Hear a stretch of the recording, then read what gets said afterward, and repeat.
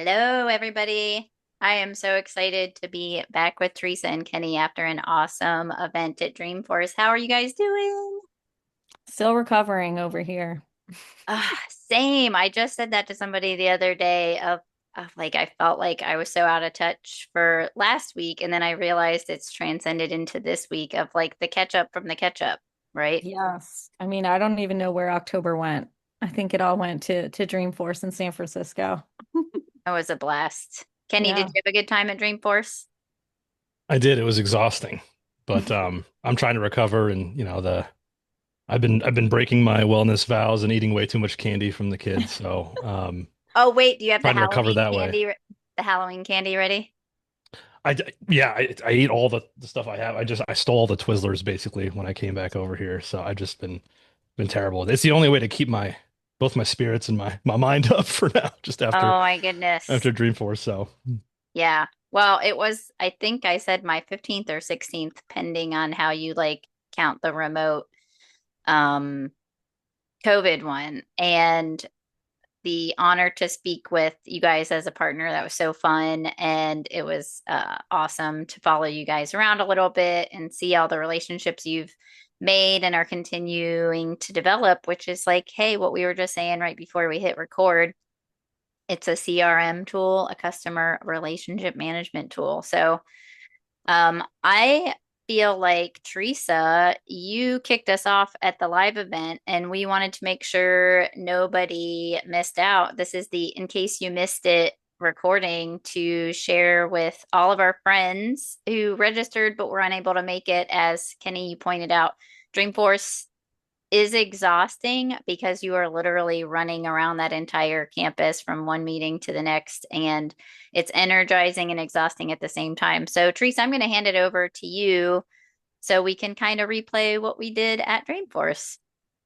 Sounds good. Yeah. And there were a lot of people who signed up for our event that didn't realize it was in person. So I'm excited that we can bring this content to them virtually. But with that, our goal today really is to think about the human side of transformation as you all are thinking about AI, what that means for you, what Agent Force means on the Salesforce platform. We encourage you to unplug with us and think about the other side of it, which is the human side. So we'll start with sharing a little bit more about ourselves and our partnership. And then Kate will walk you through the science of flow, which we're really excited about, and thinking about AI transformation through the lens of flow.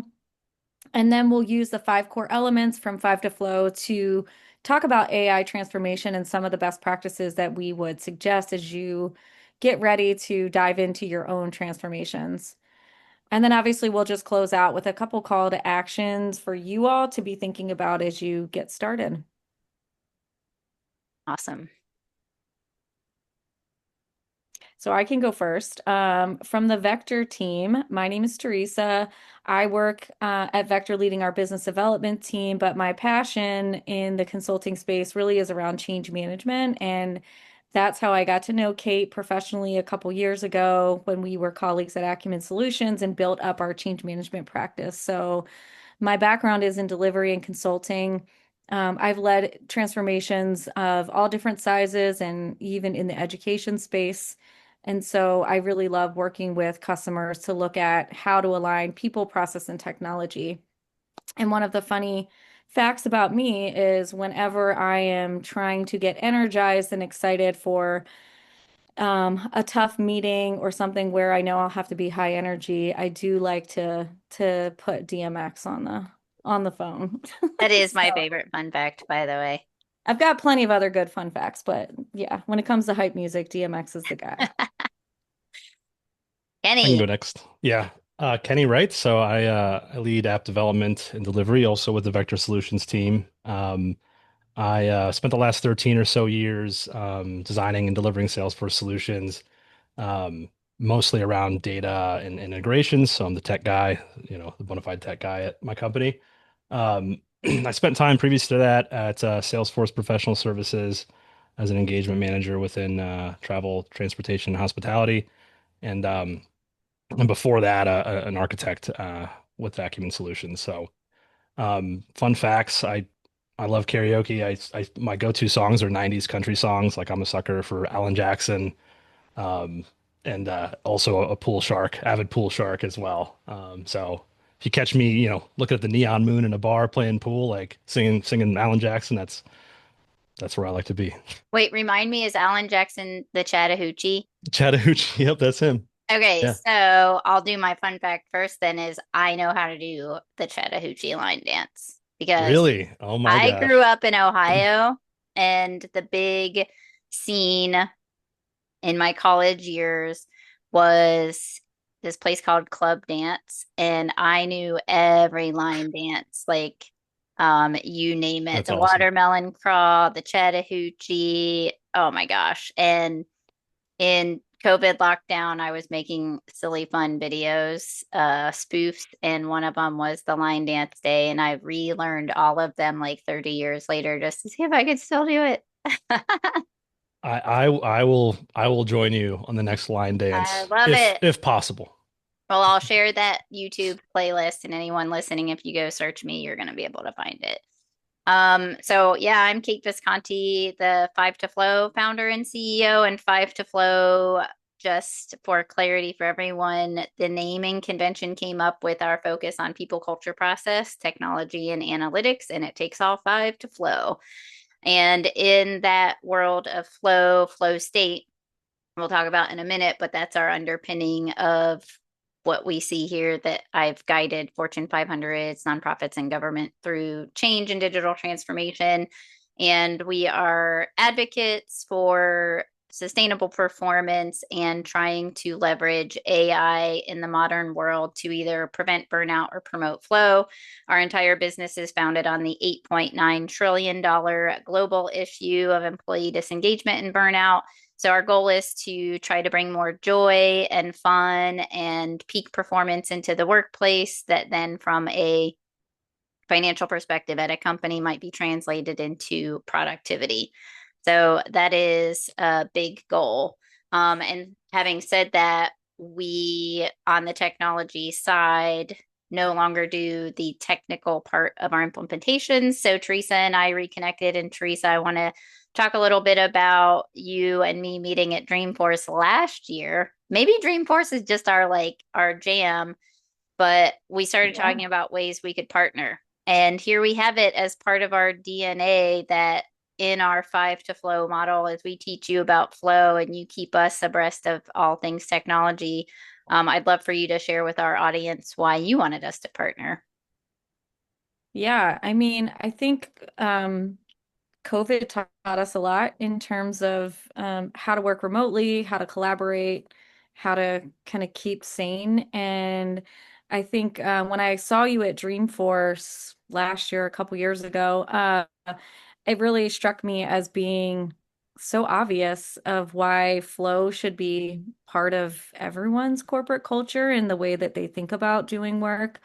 Um, and obviously, doing a lot of this technology transformation, I know how often people forget the change management and people side of things. So, being here at Vector and having the opportunity to kind of set up not only our own corporate culture, but also how we go about supporting customers in transformation, it was an obvious partnership to be able to think about transformation differently with our customers and even internally um, within our team. And so, really, the idea is that we here at Vector can support from like a technical perspective and to some extent transformation, but true transformation is going to take deeper work, which I think is where flow comes in thinking about how to make sure that the conditions for accelerating adoption and making sure that adoption sticks is really just as critical as like the technical and short-term change management that customers are typically thinking about. I love that. And my counterpoint to why I wanted to partner with Vector Solutions, A, putting a strategic change manager on the leadership team, and B, present company included, Kenny, like all the stuff you guys built at Acumen and the focus on innovation. I feel like so many practices get stuck in this is the way we've always done it. And that is not how I see Vector. It's like, what is the next new, coolest, best way to do it? So appreciate that from you guys. Kenny, any thoughts on that before we jump into flow? No, I think it's just easy to fall into the trap of just like sticking around and not innovating. So Right. obviously, using our chase of the novelty, which I'll be talking about in a little bit, is has some benefits to it, which is just that novelty can yield actual technology that we can use to further our progress, not just get in the way. So I love that. Well, and it's an interesting segue right into flow and getting stuck in the old ways is that struggle phase at the top you see. And so just a quick disclaimer I have to always offer that we didn't invent flow. Flow is something that was coined in the 70s by a neuroscientist and psychologist, Mihai Csikszentmihalyi, for anyone who ever wants to go research that. Great book, super cool stuff that transcends to today, even though it was written a very long time ago. And it's really about how we can hack our performance and achieve flow states by controlling our environment and really understanding how it works. And so the struggle phase, I like make a joke for those who are of the older generation where you guys can both remind me when you were on dial-up modem and you were trying to download a file and you'd see the little paper flying across the top, and then if someone picked up the phone at the house and it kicked you off Wi-Fi, well, it wasn't even Wi-Fi, you were on a connected line. And so that struggle phase of that download can be disrupted by someone picking up the phone. Do you guys remember that, or are you too young for that? yeah, no, it's just having to check to see if someone's on the internet, right? And Yeah, you pull it up, and it's just like the white noise in your ear, yeah. right? So Yeah. And that download's over, right? So for the younger generation who might listen to this, back in the day, you couldn't download something in seconds. It was could be hours.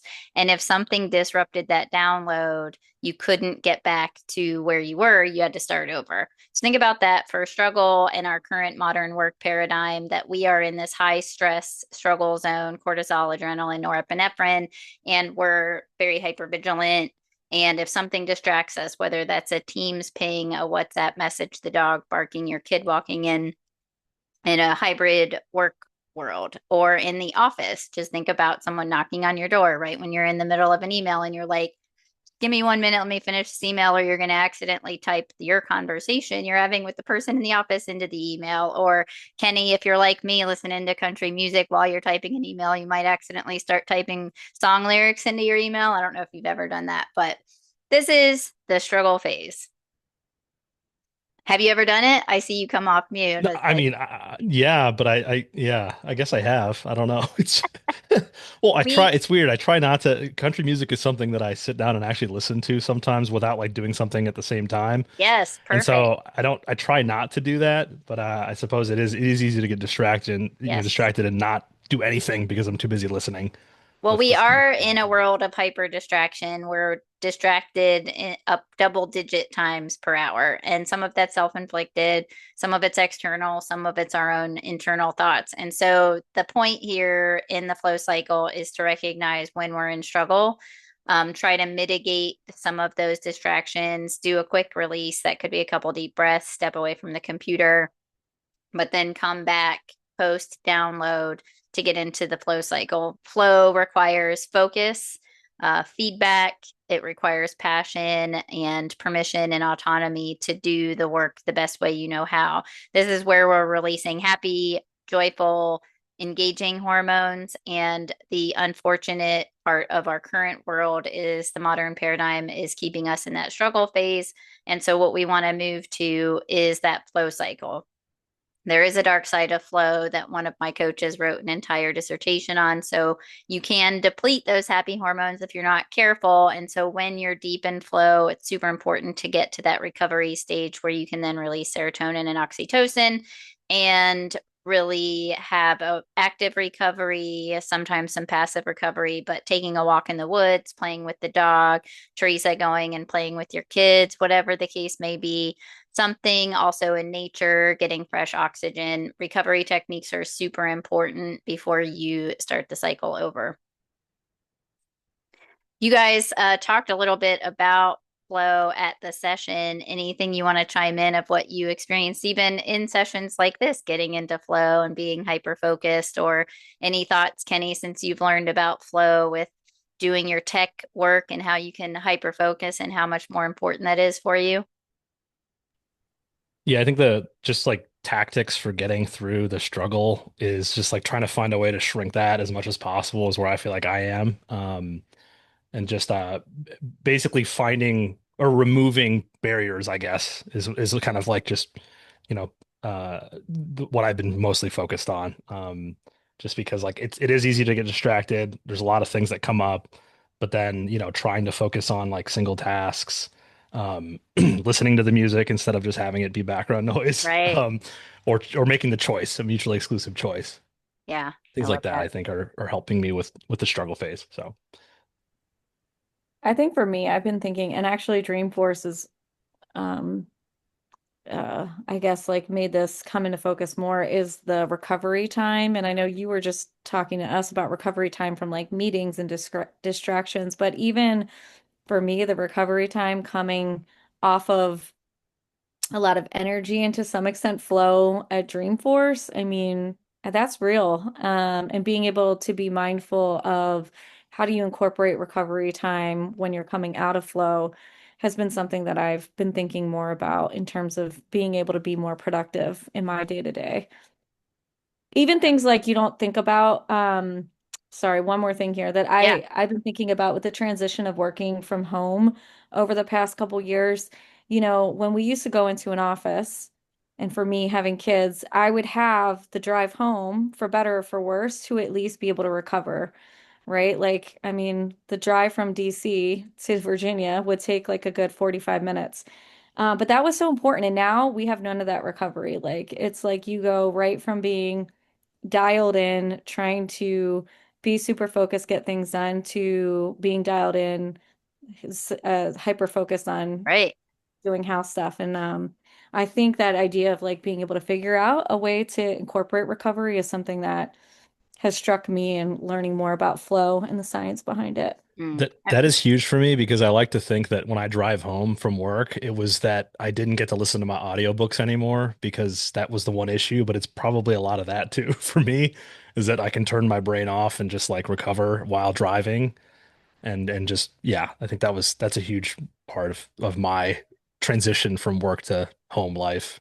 That So, is such an interesting one. It's almost like crossing the portal, right? Of like what's on your mind. And to your point on meetings being back to back or leaving your home office to your home kitchen to the family being there, is there's no point in time where your cognitive overload can empty out. So that drive, I used to have a friend that drove an hour one way back and forth, and I always asked her about it, and she's like, "It's so important for me." So that's such a great point, Teresa. I'm glad you brought it up, and I think maybe we've got something to talk more about on another podcast around that exact topic. We could talk about that for hours, I bet, because so many people feel it. Definitely. And I recently did a tip sheet around recovery techniques and managing distractions, and never to call children or dogs distractions because they're my two favorite things in the world. But There in are fact, definitely distractions. yeah. Definitely. All right. So I did want to deep dive just for a second on for everybody listening to take a moment for yourself to define flow for you. The textbook definition is being so involved in something that nothing else seems to matter. So I know when I get in flow and somebody could be talking to me in the room and I could just not be hearing it because I'm so focused. You can think about athletics or musicians or when you're up karaoke and Kenny, it's like there's nothing that's going to distract you from that song, right? Um, for me, I did stand up at one point, and hecklers, really great stand up comics can be in flow with hecklers, right? Or musicians who just have their eyes closed and are so immersed in just riffing on the guitar or an awesome drum solo. For athletes, surfing, skiing are really great examples of flow. So, for everyone listening, just think about a time when you've been totally immersed and undistracted and undistractable, because that's where you want to actually get with some of your critical work and the amount of quality that can improve in your work if you were ever actually able to get into flow state at work. So before I jump all the way into each one of these, I'm just going to hit some high levels that the purpose of our event was to really help our collective audiences understand two major concepts here combined. One is for any successful major transformation, with flow state being that foundation, how do we actually get to flow? Our position at Five to Flow is everything has to consider these five core elements, because to be able to get into flow, and I use this example with a jujitsu fighter. Like, he told me he really gets into flow fighting, and it's because he's with super cool people. They've got an awesome culture in Brazilian jiu-jitsu. They know all of their processes for the fighting. They have all the tools and resources they need, and they know their metrics for success. And so, literally, you could apply the five core elements to parenting. I know, Teresa, we once did ADKAR for potty training your children, right? And Oh, great. so you could five core elements your children too on potty training, or as we talk about ADKAR in the future for change management. Any major change, you have to use these five core elements to really understand how's it going to impact the people, how's it going to impact the culture, etc.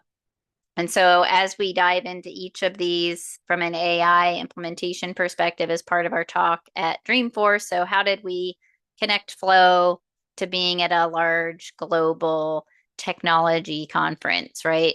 And so, for AI, my biggest question from a people perspective is, we're making a lot of promises, right? We're going to save you so much time. And so, does that get rid of my job, which is what unfortunately we've seen more announcements on? But really, what leaders should be thinking about is, we were overworking and burning out our people. And if we're going to give them back more time, we should be helping them figure out what to do with that newfound time. And from a culture perspective, then how do we handle measuring time versus outcomes, and really thinking about improving the quality of interactions, relationships, etc. I'm not going to jump into process tech and analytics on this slide yet, because I know, Teresa, you're going to talk about it. So I'll go ahead and jump into what we covered in the session, and what we'll cover today is really thinking about augmenting leadership, building trust, integrating workflows, aligning to goals, and measuring human impact. So let's first talk about people. And Teresa, I think you know this about me. I've been asking this question since the dawn of Salesforce, right? Because Salesforce also itself, as a CRM tool, promised to help salespeople be more productive, service people be more productive, help win deals bigger, faster, stronger, you know? Um, and so now, as we think about AI and we want to be clear from a change perspective and drive adoption, having clarity on our role, how it's changing, where we're buried in manual work, where leaders don't have time to coach, we are really at a pivotal point that we could really leverage AI tools, any technology to help our people perform. And I was on a call earlier today with somebody who coaches on joy. And how do we get more joy in work? Like, what happened to the day? Like, Kenny, you're smiling. It's like, man, you get to build stuff, right? As a technology designer, you get to build things. Like, how cool is that and joyful if you can focus and have something to help you get that done? I mean, yeah, I don't, the coaching I need is just build more. I mean, if anything. So that to me, it's like, it is joyful to be able to have something to look at and be like, that was me. I did that. It's Yeah. like, like in Castaway, I have made fire, like it's so cool to be able to have that feeling, and chasing that is exactly what I think me as a developer and all the other developers on my team would feel. So finding a way to feel like you're building something is always the struggle when I'm doing the non-tech Yeah. stuff. So Teresa, what will you do with newfound time with AI? What would I do? I mean, I think something you just said about leadership and coaching struck me. I think, my background is as an educator, and I love the time I get to spend with people. So if I had newfound time where I didn't have to write SOWs and do pricing models and all of the boring stuff for sales, I probably would find more joy in spending time with our team and trying to help coach them to learn and be better and find more joy in their work. Mm. Um, Probably. I love that. I agree. I feel like just some of these things that are here is if our time can shift to strategy, not analysis, right? So, like when you're doing an RFP, when you're working with the client, when you're in delivery and you're trying to create quality deliverables that really intimately catch what this client's trying to do. So, as you're deploying Salesforce, if you have time to build capability with your client instead of worry about fixing deliverables, accuracy, etc. So important.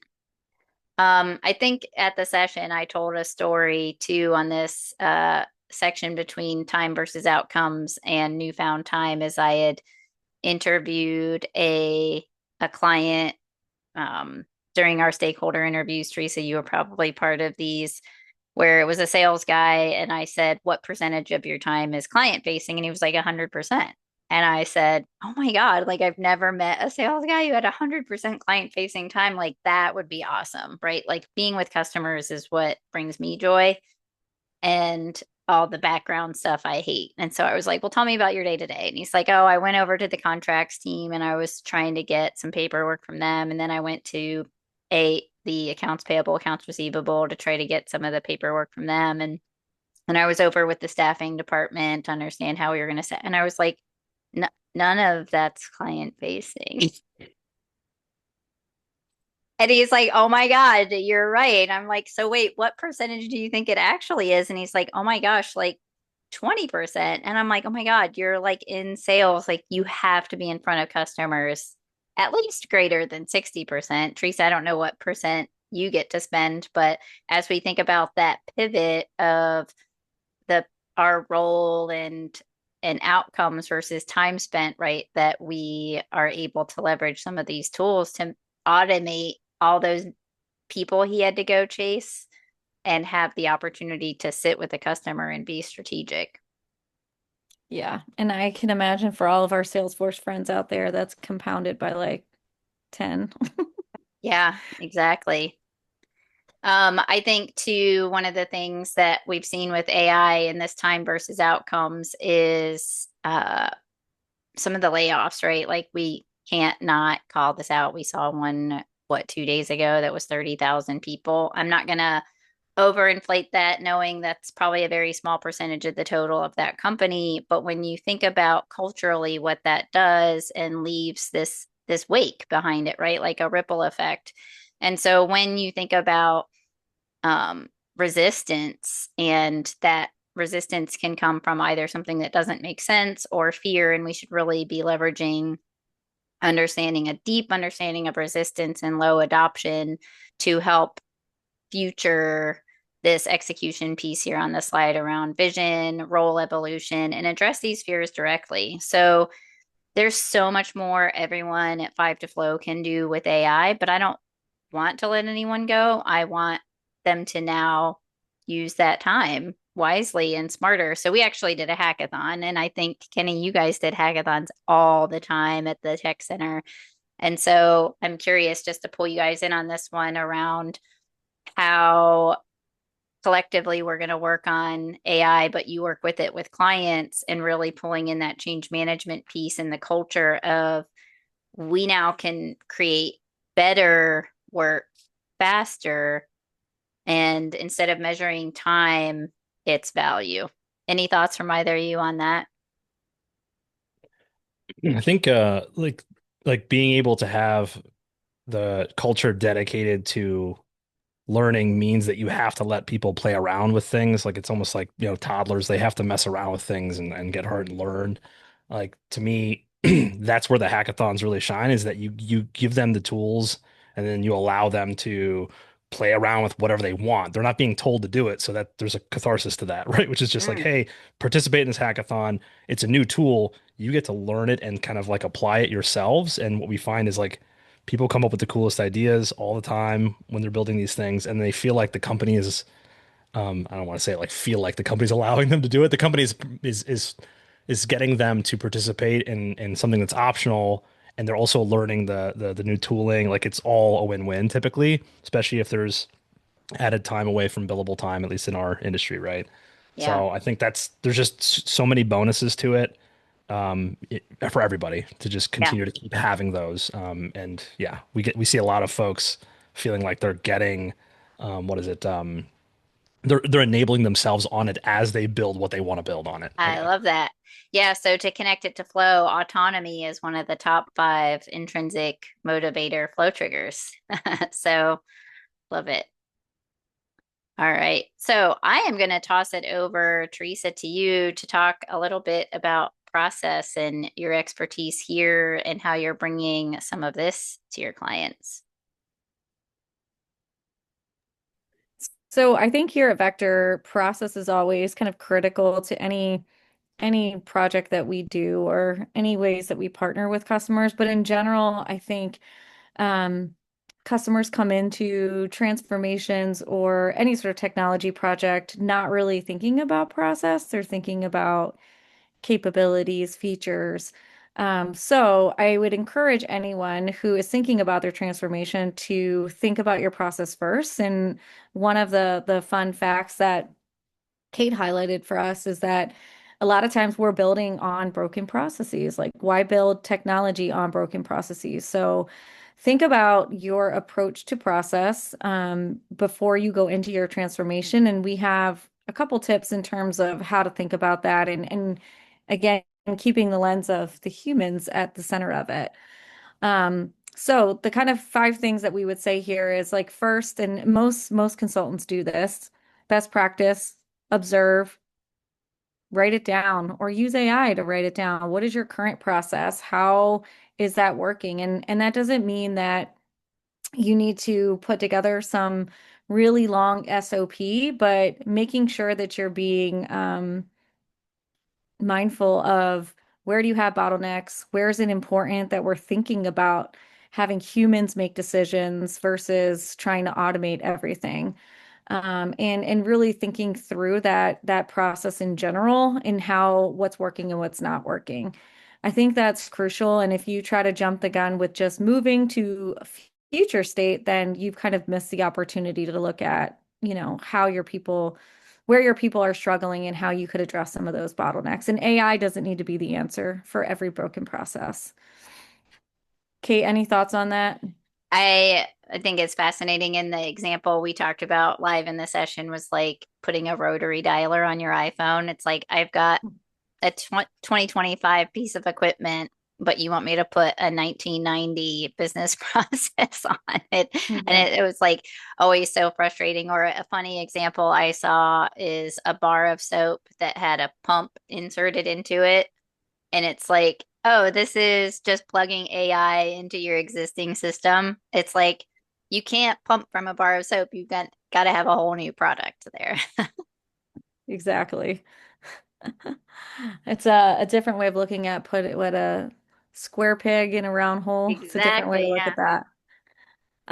Yeah, so second, when you're thinking about um where you want to use AI, the next kind of tip that we have is thinking about kind of a narrow focus there and being mindful of measurable outcomes. So there's a lot of good AI use cases that Salesforce is putting out and that all of the different AI tools put out, but in thinking about your people, processes, and technology, try to be narrow and not, uh, you know, throw in the whole kitchen sink with saying you're going to AI everything, because obviously that is scary to your team, but also doesn't really give your team the chance to have buy-in and get comfortable with AI technology. And, just in the way that Kenny was just talking about getting buy-in with the team and being able to have some autonomy. If you're trying to do everything at once, it doesn't give your team the chance to catch up. So definitely think about those measurable outcomes. Try to stay narrow first, before you tackle everything. And on that same vein of what Kenny was talking about, think about having a pilot, or in change management world, what we would talk about getting some champions together, because it will be important that as you're thinking about your transformation, you're getting some feedback. And those of you that have been in technology for a while, there are going to be things that go wrong. And you'll want to have a um, change ready group that can give you that feedback without throwing it away altogether. And so thinking about your measurable outcomes, coupling that with the right people to give you the feedback to fine tune and expand definitely is something that I think is a good change management best practice and also something that allows you to scale your transformation. Any thoughts there, guys? Yeah, I love that. I was just gonna chime in that the interesting thing from my perspective, I don't know if you guys heard this, there are six generations in the workforce right now. And like, Mm, so I have young nephews, you guys have kids. And so like when I hand that my nephew my phone, he does stuff with it that I'm like, I didn't even know it did that. So if you think about the sixth generation workforce, and if like the most senior leaders are the farthest away from the most recent tech, like we weren't born with a cell phone in our hand like our kids were.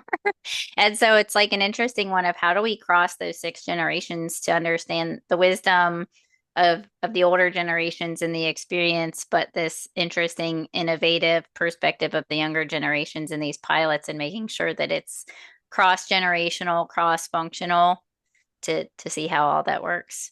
You guys have kids, you should tell me. 100%. I mean, I love watching all those reels with like, here's how, Gen Z versus Gen X versus Boomer versus Millennials react. And I mean, I see it definitely in parenting as well. So for sure. And so when you're thinking about your pilot, you might want to get a good mix of those generations because you don't want to make a lot of assumptions on how your team's going to respond. And it's good to have a group of people that'll give you that diverse perspective. Real quick on, the five other tips. People are always worried about AI taking over everything because of security and governance. And I mean, even in the last couple of weeks, we've seen a lot of security breaches with technology that we use on a day-to-day basis. And so being mindful of where AI can make decisions and where you still need human checks and balances is something to partner with partners like Vector Solutions to be mindful of and knowing like where it's important to have those guardrails. I think that's where having a partner in the technology space can advise you. And then lastly, when you're thinking about scaling, along the same lines of thinking about pilot, let your team have input on where you go next and how quickly you move. And having that sort of input is going to accelerate your adoption, even if it feels like you're going slower in technology enablement, your adoption will go faster. So allow them to have some autonomy and input so that your scaling in terms of adoption moves quickly. Love it. Yeah. So Awesome. Kenny, I love talk that to us. last line, by the way. We did it with AI, not AI did it. It's such a collaboration, Yes. right? It's a good Yeah, segue. technically. Love it. So Kenny, on the you're up. tech, Yeah. yeah, so Sorry. on the technology side, so I mean, from my perspective, I use AI quite a bit, and what's weird is that my wife is like extremely averse to it. She always like sees me like in the corner with my phone, like chatting with with ChatGPT, like just like Gollum from Lord of the Rings, just kind of in the corner, just Love looking it. for help, looking for any type of help or enablement Favorite. on like the most mundane tasks, right? And so she's like completely a Luddite, doesn't like technology, doesn't like AI. And so, whenever there's something that needs to be done, right? I go and try to figure out the optimal way to do it instead of just going to just do it. And so she sees that as a barrier to progress, which is, of course, the segue here is that like AI is another one of those tools, right, that we add to our technology universe. And so as a result of that, it's another possible distraction, right? It's another thing that can make Kenny go work on thinking about doing it instead of going to actually go do it, right? And so I want to say that like taking some page out of my wife's book is that, be skeptical about it, right? Which is, why make an automation or an app? And if you remember, like I think it was like 15, 20 years ago, right? Or actually probably 15 years ago, when like every company had a mobile app, right? Every like your plumber had a mobile app, everyone had a mobile app. And so it's the same kind of thing. Don't just take it and hurriedly release something and build something technology wise to use it for the sake of using it, which I think, you know, comes back to the fact that like it has to be some deliberate action to use this AI. And so in some cases though, a good old fashioned non-AI automation, can actually still do just as good, right? So pen and paper, maybe a non-AI automation, then let's consider AI and what it can do for us. So I think for this, the general big takeaway that I want everyone to have is that like, everyone's saying it within their organizations, let's build something with AI, right? Let's build something with it. We need something out there because we need to catch up, right? We need to feel like we're getting something done in that space because we want to not fall behind. Well, the key there is that we have to have metrics and a deliberate kind of outcome that we're Mm, planning for with chasing these solutions in AI or in LLMs and what have you, any type of AI. So that's where that execution piece here, which is, every initiative we have, while we can do a code, we can have a hackathon, sure, but those hackathons, like the themes that we choose, we really should be choosing themes that are tied to KPIs or tied to things that we can kind of propel our business with. So with something like service, that could be, how do we prop up CSAT, make that better? How do we get resolution time shorter and deflection higher? Sales, things like pipeline, like how quickly are we moving deals through the pipeline? That's a KPI that we could actually measure. And then things like marketing, I mean, it's the same kind of thing. Do we have, how do we measure like greater engagement? How do we increase the amount of conversions that we have, from lead to opportunity? So that's where, you know, moving away from, I'm trying to think of that band. Oh my gosh, there's a band, Alabama, I think is the band, but they have a song and it's a 90s song. I'm pretty sure it is. It's like I'm in a hurry I'm to in get a things rush done. and I don't Yes. know So why. Yep. don't be like Alabama here. Well, actually, I think the song is probably talking about this being a problem. So, but the point of this is that, organizations are in a hurry to get things done, right? They're in a hurry to do AI, to get these new technologies embedded within their workflows. And you cannot be in a hurry with this because the second you implement something that is not tied to a KPI because you have to, is the second you've started dedicating more real estate in your people's brains that you can't take away. They have to maintain it. It's like something we may have to rewrite later. All of those things are a terrible distraction if we can't tie it to something. So the three questions here that are on the slide: do we have a clear outcome in mind? Um, do we, if we don't, obviously stop there because what are we doing? We're just messing around. I think when we were in Dreamforce, I had a quote. I think it was from MythBusters, right, where Adam Savage, I think, was talking about how, if you don't write it down, it's just messing around, right? If you write it down, it's science, right? Like that's the whole point of testing and on cause and effect and all of that. It's the same thing here. If we don't have an outcome in mind, like why are we doing it? We're just playing around. The second is, are we multiplying a capability here or are we, well, are we not? Are we basically not taking anything that we do from a workflow perspective and propelling it or propping it up? And then lastly, the outcome itself, if we can't measure it, like how do we know it did a good job? That last question is, how do we know that right. that it actually did anything good? Sure, you're summarizing a case article or sorry, an article or you're summarizing an account. If no one uses it, like how do you know it actually helped anyone? Or was it just a distraction from, in front of you in the page or, it made you read it, but then it didn't really help you and you never use it. So that's the type of stuff that we want to avoid is those distractions, not having clear outcomes, not having clear KPIs, and then making sure that we have a way to measure it to make sure it actually, is worth it. Yeah. So, I think it's so um, interesting too to tie in there, Kenny, that if you've ever heard of the podcast or the book Stolen Focus, where he says that tens of thousands of engineers' full-time job is to just distract you. And that really landed with me of like, oh my gosh, there's so many things. And then we become complicit, right? So like I talked to our project managers at clients of their use of Slack or Teams and mhm, how when they have a thought that they need an answer to, but it's not urgent, but they still use an urgent comms tool or something or go to AI to answer it when they don't even really know what problem they're trying to solve. So on one of our webinars, we had Val Kern, so you guys both know, also mhm. from Acumen, mention did you even define the problem that this tool is meant to solve, or is it just, as you have in the heading there, a trendy add on or a shiny new object? Which I'm a 7 on the Enneagram. I love technology. I definitely have downloaded way too many AI apps because I'm like, oh, this sounds cool. I'll probably use this. And then my ADD is like, nope, forgot what that was even for.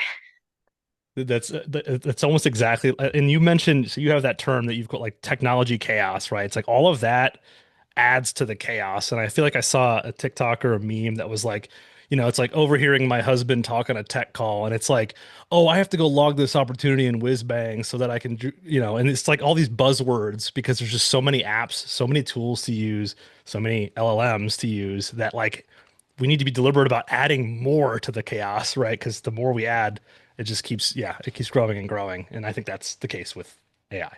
Yeah, the really like nauseating way for me to ask it is how am I complicit in this problem? It's like none of us are innocent bystanders of No. the distraction.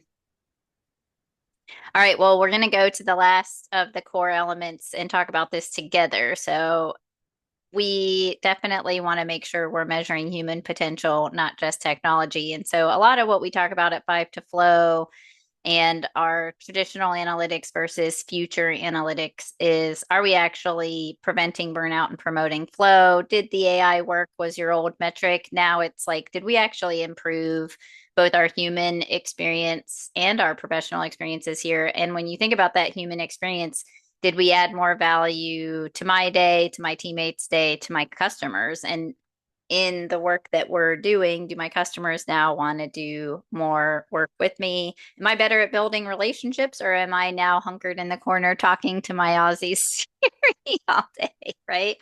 And so, I mean, that was like the pot calling the kettle black because I'll be co-working with colleagues while I'm here in Berkeley and I'll be so into Claude, like working on something and Jason will say something. I'm like, oh, shut up. I'm in the I middle was of this talking. AI session. I'm Yeah. I'm in a meeting with Claude. Will you please leave me alone? So I'm curious on your experience, like from hackathon to where you are and what you see with clients. Are they really looking at human potential and really tying this infrastructure of new technologies to a real KPI that's both human and technology? I, I mean, it's weird because the industry, like obviously there's those folks that are on the tech side, and I don't know, there's some kind of like personas within the development community, I suppose, where there's those developers who are sitting there just talking to Claude all day, right? And those are the ones that are churning out the tools and stuff like that, regardless of if that tool is helpful to anyone, right? Yeah, And then there's on the other side of that, there are folks that are probably working really in our industry who are really just being tasked with doing something with AI so as to not fall behind, right? And I think that's the majority of what we're seeing is, hey, let's have a hackathon and let's just prove out all of these buzzwords for the different use cases that we can hit. Just because we need to have some sort of answer or I guess a POV, right, with regard to this AI tooling. And I think that's what I see the most. But I know for a fact that there's tooling kind of just like outside the DMZ per se, waiting to get in to find kind of like paired up use cases within our industry. And yeah. I think that needs to be there. We need those folks to be talking to Claude all day and not leaving their basement because they're the ones generating the technology that we can kind of look across and say, hey, I want that. That's perfect for us as a use case, and then pull that into the fold. Mm. So I think that's how I see it at least. But I think we I should think, let him. It's like Lance Armstrong, right? Well, he's the one that rides the bike, right? Not Neil. Lance, like keep him on the bike. I think Bill Burr said that at some point. Keep them on the bike, keep them working because we can take the use cases away and really apply them where they actually do good and actually hit use cases. But right. it's okay that they're building things that like we'll never use. Sure, that's okay. I think what I'm seeing though with customers is I do think that a lot of our customers are being really mindful. And maybe that's because they're working with us, but we see customers wanting to do blueprints, right? And thinking about what is the process that we're trying to solve for here? Where does the process work? So yeah, not to toot our own horn, but I do see that our customers are being thoughtful and thinking about the human side of it and not doing AI for the sake of doing AI. And they are trying to figure out the pace at which they need to go while also trying to keep up and learning how to use some of the technology. And I think like the other thing that's different that I think customers are trying to wrestle with that impacts the pace is also the change in how AI is like more of a consumption-based model. That's something Mm. that customers, I think, at least in the Salesforce space, aren't used to. And so they're a little bit hesitant to move quickly. And I think some of that's also causing them to take pause and be really thoughtful about how they approach it. So even if their driver is not because of people, they are thinking about people because of the change in how Mm. licensing works. So, I love that you brought the consumption-based model topic up because we use a lot of different AI tools and we max them out every single day. And I'm like, this is how they get you. They like get you addicted. And then it's like, well, when it breaks, I'm like, do I even know how to write anymore? So I am very, very focused on like, what am I going to use it for that if it does or doesn't go away one day or crash or like, like there's a famous South Park episode where the Wi-Fi goes away and like the whole world has no idea how to function because they got to go out west to find the Wi-Fi Out and California way. Yeah. out the California way. And then they're like, did you try rebooting the giant global modem? So anybody who hasn't seen that episode who likes South Park, that's a funny one to think about, like what human skills we need to continue developing in this AI world. And another interesting one that I'd be curious for everybody to weigh in on in a future, maybe a future session, is sometimes when I'm working with AI and I ask it a tiny little question that I need like a 1 page document on, I get 86 pages. And then I'm like, now what am I going to do with all this information? I got to go check it.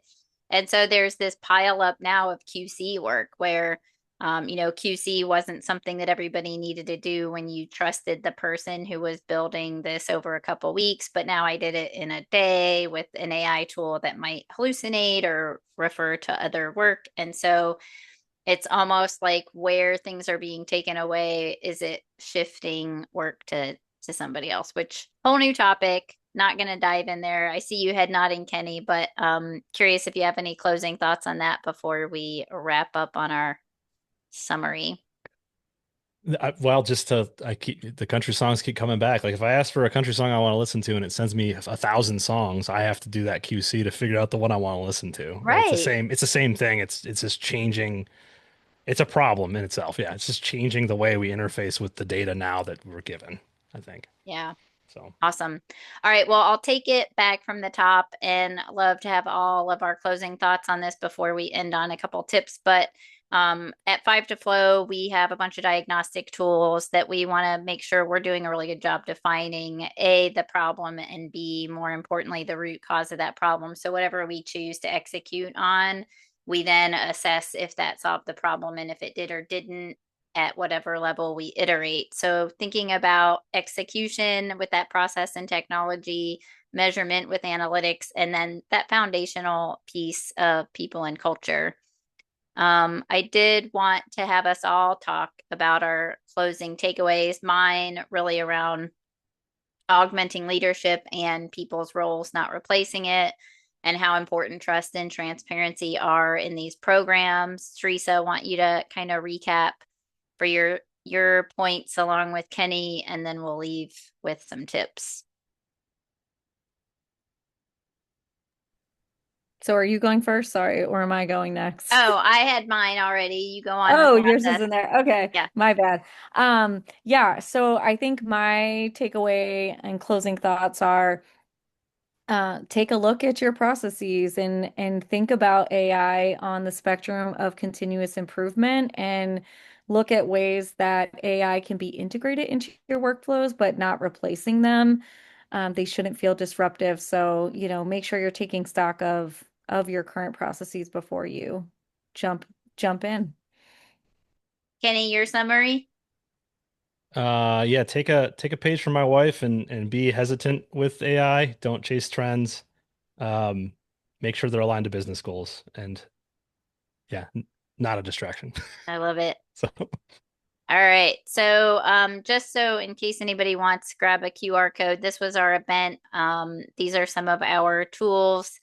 We are thinking about this from what I called it Dreamforce, the conference high. And I never will do a talk without saying, like, if there's just one thing you take away, you can pick something from this list. I absolutely am all about the auditing the foundation first. It's the crux and the original product at Five to Flow. Our wellness wave helps people do that assessment and really understand. We have multiple diagnostics that we've run across our company. We've done with Vector. The outcomes are quite compelling to understand then how to pick what broken workflow it is or what KPI you want to work on.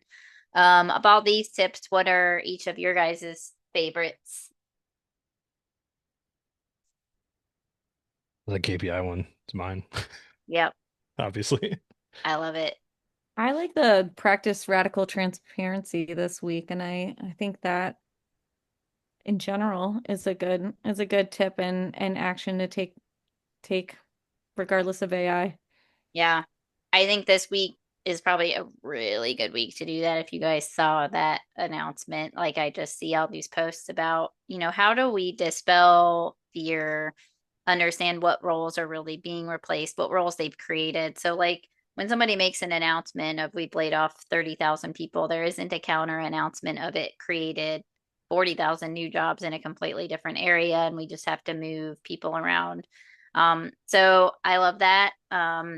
In our that is our closing thought there. I'm gonna wrap up with my gratitude. One of my most important things in my life is appreciation for brilliant people like you two and what we were talking about with um my most favorite time is in person, being able to be with clients and customers and partners who are really trying to use technology to change the world for the better. So, thank you guys for your partnership. You have any closing words for your customers and partners?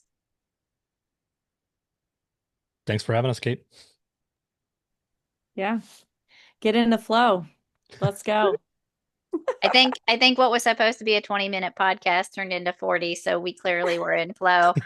It's been awesome working with you guys. Look forward to our first joint project outside of what we're already working on together as partners. And we'll see you all again soon. Thanks for all the listeners and attendees.